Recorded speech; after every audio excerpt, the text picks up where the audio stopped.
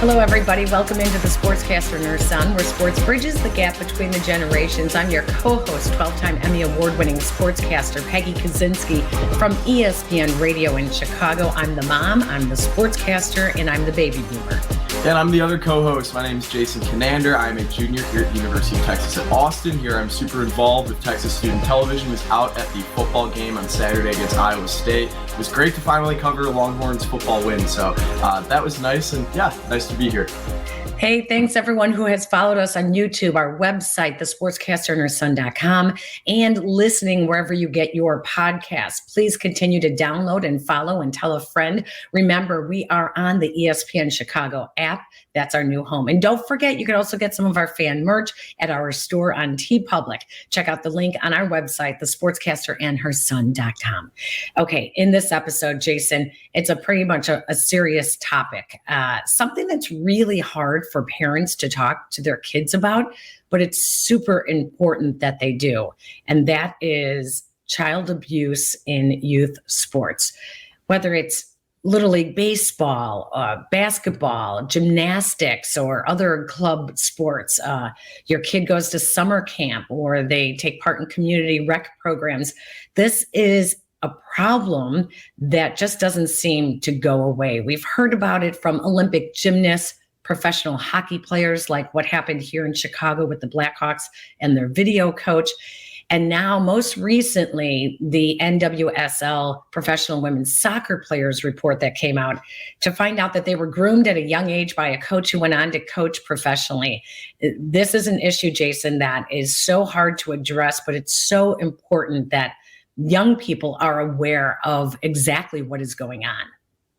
Yeah, and this is a topic that is difficult for me to relate to because I did not have a very long history in youth sports, nor did I experience any of these hardships. And I'm also not a parent, so I can't relate to that fear of sending your child off to summer camp or putting, your trust in the hands of a coach, which is very hard, especially with travel sports. Now you see in youth sports, it's a lot more hands-on. It's a lot of travel at a very young age. And as great as that exposure is for the young athletes, it also significantly ups the risk of things like this happening. And it's also very interesting to see how more this is in national news. Like you mentioned, the NWSL report of the grooming. There was an NHL player who was accused of grooming a couple weeks ago. Obviously, the Blackhawks investigation that went on over the past few years. So it's something that's very present in sports, and it's something that we don't like to discuss in sports because me, as well as just about every other sports fan, we like to view sports as something that's fun, something that brings us together, something that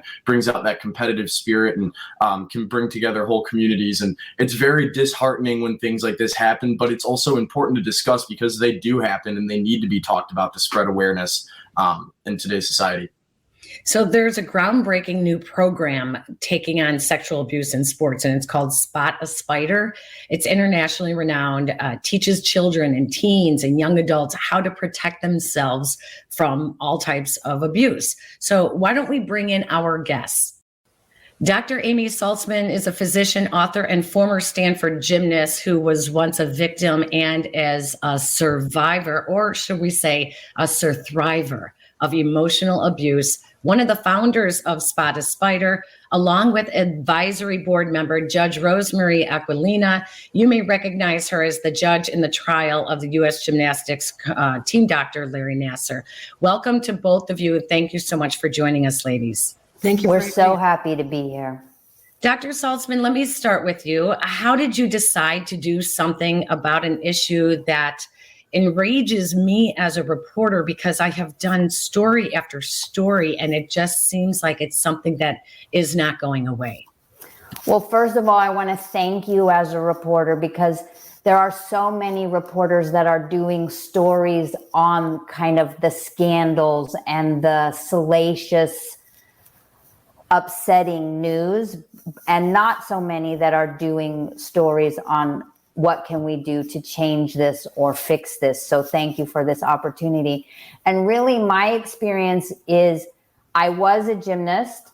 Fortunately, that experience was quite supportive and healthy. But when I was 25, I began a relationship with a life coach.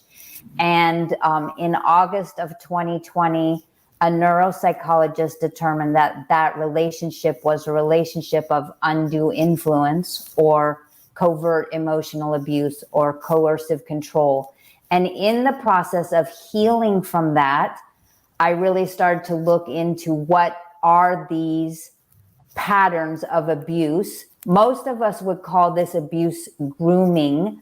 And the problem with calling it grooming is that we tend to think that grooming is something that leads to abuse. And we don't realize that actually the covert emotional abuse, the grooming, is as damaging or more damaging psychologically than the physical or the sexual abuse. So as I start to look at these patterns, I really start to think about this is what Nassar or other coaches are doing to their athletes. And the grooming is the hardest part to recognize. So I really wanted to be able to support parents and coaches in teaching kids to recognize these subtle patterns. And so I talk about patterns that a sneaky spider weaves to entrap someone in their web. And so that's really the origins of Spot a Spider. And I want to get into the specifics of it in a moment here, but Judge Aquilina, we saw you get very emotional at the Larry Nassar trial. And in my introduction, I said, I get very emotional with this story. I was very emotional about when the Sally Yates report came out with NWSL a week ago, because things can be prevented. And not enough people are listening when someone does speak up. I just am curious to how you got involved and why you wanted to do something more than sit on the bench and sentence someone to 120 years in prison. So I've never been a bench warmer. I've always taken the road, the new road. I've taken the cuts and bruises, and I would rather forge a new road than go on the well-worn path that leads to crime, injustice, and people using window dressing instead of actual solutions. And Spot a Spider is one of the solutions that I think is a tremendous asset to flipping the script, so that we're looking at the safety and protection and education and accountability of the abuse in sport and in every other form. And you can't avoid abuse if you don't know how to recognize it, how to speak up, what grooming, gaslighting, love bombing, and ghosting are. And that you as a parent have a right to go in anywhere the athlete is and ask the right questions. So Dr. Saltzman already touched on this a little bit, but I think that it'd be good for all of our viewers and listeners. Both of you can explain us a little bit of what Spot a Spider does, like more the hands-on, what mechanisms they teach, what like the direct impact that the program makes is. Right. So I know that, Peggy, you had said that this is a hard topic to discuss. And so really the intention of Spot a Spider is to make a hard topic to discuss as easy, accessible, and straightforward as possible. So the cornerstone of Spot a Spider is 2 videos. One, how to spot a sneaky spider, which is all about the grooming and the covert emotional abuse. And then the second one is how to spot an obvious spider, which is how to spot and acknowledge and address obvious emotional, physical, and sexual abuse. So if a parent or a coach and a team have watched this, then they know what the abuse is. They can spot it. And if you spot it, you can stop it. The second piece of the program is really very detailed recommendations and suggestions for hiring, conduct agreements, codes of ethics written in both kids speak and adults speak, discussion questions for the videos, and very broad policy recommendations that really go everywhere from parents to a coach or a club or a team to the NWSL, to the United Soccer Federation, to the IOC. It's like, what do we need to be doing individually in our own homes to protect people, but what do we need to be doing also societally to create laws and structures that really do prevent this and hold perpetrators, bystanders, and conspirators accountable. And the interesting thing about the videos and the information that Dr. Amy has put forward is that it really is user-friendly from any age to start the discussion. And if you think about the Olympians or anybody who's at the top of their sport, they all start with sports as very young children. So the information has to be understood from a very young age, the explanations, the conversation needs to keep going. And that's the beauty of Spot a Spider, is it really is user-friendly and very easy language for that discussion to continue from a very young age on into adulthood, onto parents, etc. And I think that will help to solve the problems. One of the really interesting things in my preparation for this, and with both of you, is the perspectives that you both bring to the table with this. Dr. Saltzman is a survivor, and Judge Aquilina is someone who tried one of the most highly publicized cases of this. How do you take both of your unique perspectives, and how do you use that to really make an impact in Spot a Spider? Well, I think for me, right, my story and my history was the motivation for creating it. And I think it gives me both a personal and a professional expertise. So I do understand it from the victim side.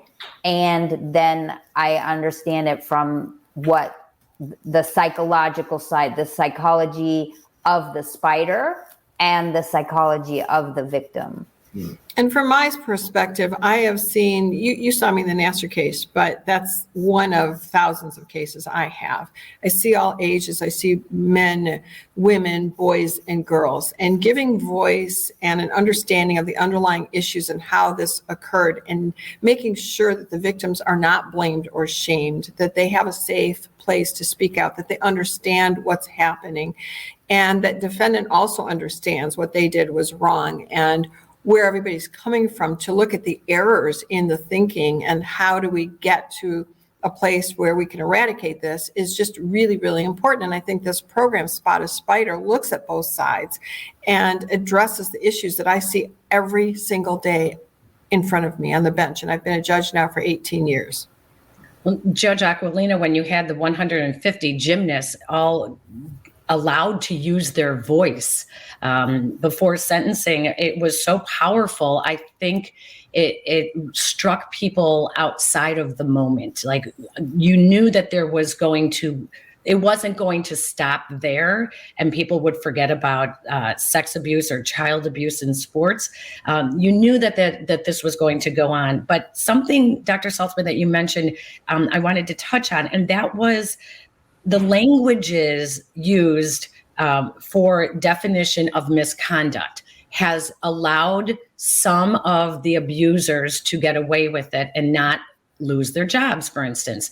In Sally Yates' report on the NWSL here in Chicago, Rory Dames, the coach, did have an investigation 20 years ago at the high school level when he was coaching youth. And yet after 150 interviews that the police department did in Arlington Heights, they decided that it didn't fall under the definition of any kind of misconduct. And therefore, he was allowed to move on. And I think it's so important that how do we change the verbiage that is being used so that there aren't these loopholes to allow them to move on?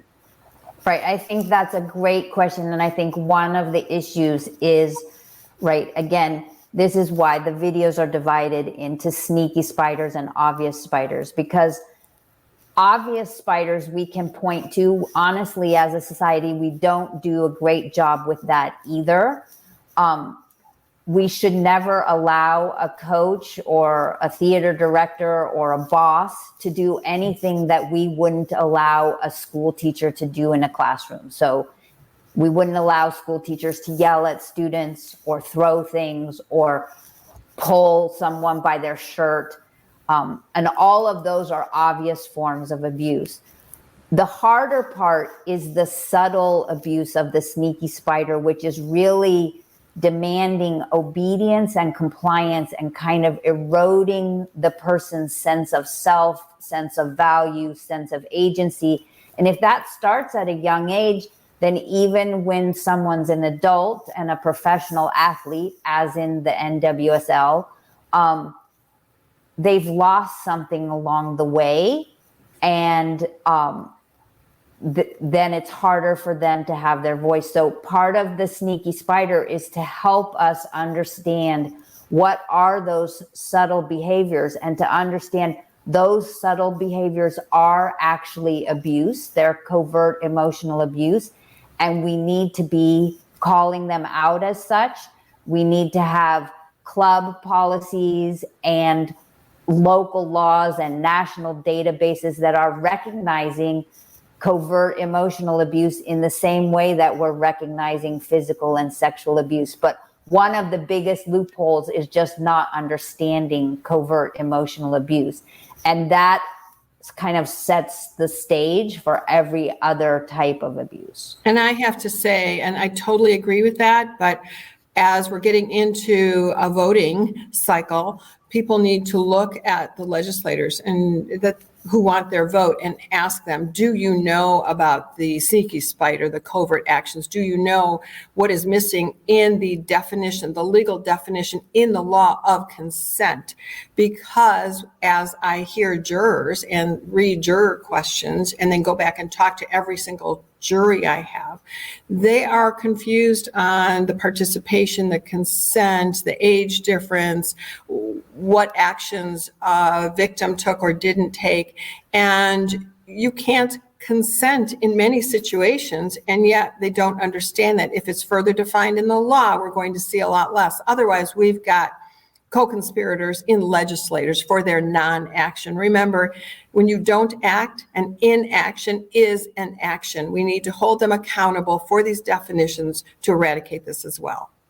Right. And when you're in an imbalanced power dynamic, and especially if in that dynamic someone is being coercive and controlling, it's not possible to consent. Right.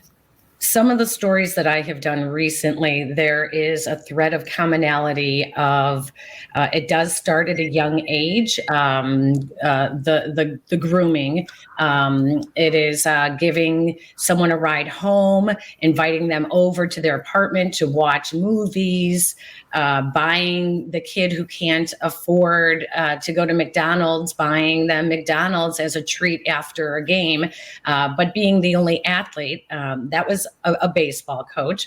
Volleyball coaches, the same, traveling with the team without an adult supervisor. Trying to think, I mean, I have done so many stories that in the last few years, the one commonality I hear when I talk to the parents, and they will not talk about it, they will not come forward, they do not want to threaten their child's future in the sport. They don't want to risk their child not getting a scholarship because Coach AB has great contacts at the college level. So there's two pieces to that. What role should parents have? Well, if your child gets the scholarship and they get it by being abused and they're psychologically damaged and they have anxiety, depressions, PTSD, suicidal thinking, that's not a good trade. And I'm sure you've seen and have covered, I mean, the number of deaths by suicide in the NC2A in the last year is astronomical. With female athletes. So you need to be thinking about like what's the cost, and it's your child's health, it's your child's well-being, it's your child's life that you're putting at stake for this scholarship. And then the other, I'll digress for just a moment, but the other argument is the percentage of kids who actually get D1 scholarships is infinitesimal. So to bet your child's well-being on that, that's a risky bet. It always has to be safety over money and medals and scholarships. And parents need to be comfortable reporting something that they think is wrong and getting rid of that coach, because that coach is damaging their child. And when it's too late, it's too late. And I see a lot of parents who actually blame the child because they can't blame themselves. They can't stand that on their watch something happened, and they should be vigilant and report and not worry about the scholarship. A good coach will make sure that that team player is on the team and doing their best. They can't do their best if they're being physically and emotionally assaulted. My mom just asked, what can parents do better? I want to ask for myself, from both of your perspectives, what can members of the media do better? Because before we brought both of you on, I told my mom this is something where, you know, we view sports as this great thing that's entertaining and competitive, and it brings us all together. And especially youth sports we view as something that's nice and teaches kids skills that they take with them for the rest of their lives. But how can members of the media and the general public do a better job of spreading awareness and talking about things that we just don't want to talk about like this? Well, I think you are doing it. And I think the first thing is like believing the victims, or at least giving them a chance to tell their story, being rigorous investigative journalists, not letting the systems and the enablers and the conspirators shut you down, you know, insisting on answers to questions. If you look at the Yates report, the number of people who, first of all, tried not to participate in that report is shameful. And then the answers that were given, like, we need to be pushing for answers and not accept, oh, well, he stepped down for personal reasons, or we had a difference in coaching philosophies. Whether it's a club hiring a coach or a journalist investigating why a coach left, we need to be asking the hard questions and keep asking them until we get an answer. And I like all of that, but I also think that why was Nassar important? For me, I thought it would go away after a couple of days, like every other case I had. What made it different was the media was there from all over the world because of the famous names. And they really carried the ball. There was very responsible journalism. But let me just tell you, with thousands of sexual assault cases from all ages and sports and walks of life, when is the media there? Rarely. In the legislature, the media is there every single time the legislature meets. The odds of someone talking to a legislator are very slim. The odds of you being in front of a judge and talking to a judge is very high. Judges and the courts touch your life in many, many ways. Why is the media not there? Why are you not reporting? Because people don't believe this happens, or that it could be happening to their family. And then every report that you do, talk about, well, here are the missteps. Here's how you report. Here's how you spot a spider. Here's some resources, and make sure that there's this reporting piece, but also an educational piece to keep the conversation going. Why did it take Nassar and reporters from all over the world? And the only way to keep it going, get in the courtrooms and report. We're a few years removed from the Nassar trial specifically, and I think that we can all say that as a result largely of the trial, there is more widespread awareness for abuse and all this in youth sports. But when, you know, it still isn't enough. It'll never be enough. It isn't enough. There's still so much more to be done, so much more to be taught. What do both of you think is a good realistic goal for, like, where we are now to where we can be in 5 years in terms of spreading awareness and how this is taught to kids, and how a change can be made? Because it's something where, you know, there's no one league. It's not like something needs to be changed in one league. This is across the country in all different levels of youth sports. Right. Well, I think where we are now, you know, parents can take action today by watching Spot a Spider with their kids. And that's easy and simple. And then in terms of the legislative process, I'm going to let Rosemarie speak to that. But we need to be changing our not only our laws, but our systems, the club system, the team system, the International Olympic Committee system. Those need to be reformed to address this issue. Yeah, I think there has to be a conversation. Spot a Spider is just such an excellent resource to get the conversation going. And then parents need to practice vagina, penis. These are body parts, and they need to be used correctly. And it needs to be taught that every single time someone touches you wrong, that is a charge. That is, you tell someone, you talk until you're heard, you take action, and you demand change. And the legislature should write in there that prosecutors should, if the investigation shows that there's 10 viable counts, there should be 10 charges. If you look at the Nassar case, all right, Trinae Gonzer was assaulted about 849 times. How many charges were there? 1. We're sending the wrong message. So the legislature needs to put some more meat into the law, and parents need to watch Spotted Spider. They need to have conversations that are open and honest and get over the embarrassment. If you're embarrassed to say vagina and penis and breast, then say it in the mirror until you can say it with a straight face and teach it to your children. Judge, Well, the data actually shows that kids who are armed with proper language are much less likely to be abused. But we want to do it even before there's any touching. We want the kids to come home and just say, Mom, coach is confusing me. She yells at me one day and then she loves me the next. Like that in and of itself, before any touching, is a red flag. Or Mom, Coach started texting me privately, or again, paid for my meal at McDonald's. Like, let it be a teen fund or whatever. I'm happy to pay for the underserved kid to eat at McDonald's with the rest of the team. It just shouldn't be individualized from the coach to the player. And start from the time the child starts to say yes and no, learn informed consent, the body parts, have the discussion with Spotted Spider. It's really from the time they learn to talk. They need to learn good touches, bad touches, good gifts, bad gifts, boundaries. Judge Aquilina, are you seeing pushback from the larger, the more powerful the organizations that might be behind the hiring of a coach accused of this? Are you still seeing pushback? I mean, we saw it with Michigan State. Recently, a football player from the University of Michigan came out. We saw it here in Chicago with the Chicago Blackhawks, who really covered it up for years before a player was strong enough and brave enough to put his name behind it and come forward.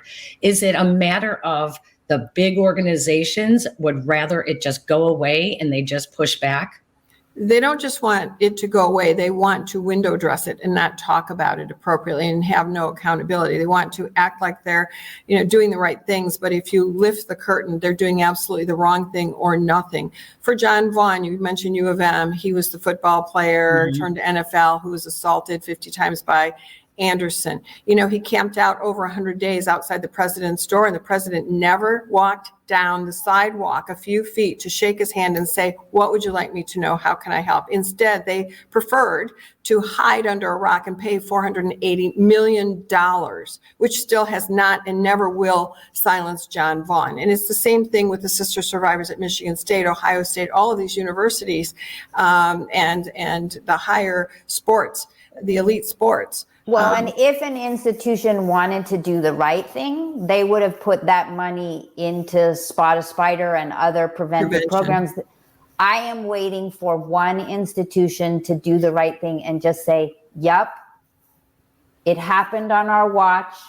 We messed up. We are so sorry. And here's what we're doing to take care of the victims. And here's what we're doing to ensure that this never, ever, ever happens again on our campus, at our club. It'd be so refreshing. $480 million. Do you know how much preventive education and change that could pay for? And there's $500 million at Michigan State. There's $1 billion right there in education. And how many countless people could have had Spotted Spider open the discussion. And don't forget that these institutions at every level are not turning over the documentation so reporters like you can look at them and we all can learn and say this is an error and this is an error and use it as a teachable moment. Instead, they want to hide in the darkness with their private papers and not make any change. Well, one of the policy recommendations for Spotted Spider is that there should be personal and professional consequences and legal consequences for any bystander, enabler, or co-conspirator, because that's the thing that's going to get institutions to correct is when people, because institutions aren't institutions, right? They're people. And any individual involved in a cover-up needs to be held accountable. And let's not forget that we can't just point fingers. We can't say, well, you did it all wrong and we're all right, but rather partner together for meaningful change and not blame, but say, we're in this together for safety, for the future of sports, for the future of our children, for the future of our world. Why can't we partner together and work this out and stop pointing blame? Dr. Amy, how can individuals, families, clubs, and other organizations find out more about Spot a Spider? Super simple, www.spotaspider.com. And it's available to everyone? To everyone. That's fantastic. We can't thank you enough for your time, Dr. Amy Saltzman and Judge Aquilina. Thank you so much for your important work on this topic. And hopefully we are not talking about this in such dire need in a year from now, but it's a start for sure. Thank you. Thank you both. Thank you, ladies. I really appreciate it. And I will forward on once it is posted to the PR people so that you guys can take a look at it as well.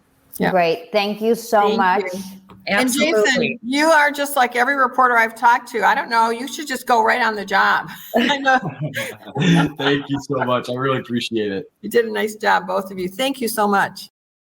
Well, some really important information to get from our guests. I want to thank them for taking the time to join us. And don't forget, Spot a Spider is a program that is renowned across the country, across the world, and it may be something that your children's athletic programs want to instill as well.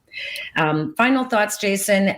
I don't think we should do any predictions after a topic like this. So the only thing that I would say is if you see something, say something. Don't just let an organization fire the coach or the person who may be abusing them, because then so often they go and do it to someone else. So once again, our thanks to our guests. It was Dr. Amy Saltzman from Spot a Spider and also Judge Rosemarie Aquilina, the judge from the Larry Nassar case, who sits on the board of directors for Spot a Spider as well.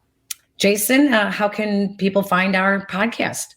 Anywhere you get your audio, you can find our podcast. So our primary home is the ESPN 1000 app. Download that app, scroll down, you can find our little square and listen to all of our shows in a convenient way. Other than that, we are really big on YouTube. If you want to watch the video options of our shows, we're always tweeting those out.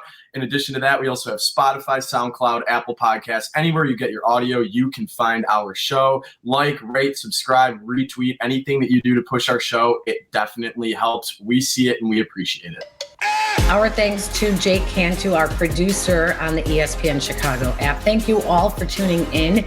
And you can find more information about Spot a Spider on our website on the blog for this episode. That'll do it for this episode. Jason, it was an important one. I appreciate us doing this. Absolutely, Mom. Always just being able to talk about these serious topics. And it's nice having fun shows, but it's also important to spread awareness for things like this. So nice to talk about it. I agree. Thank you for joining us, everyone. So long.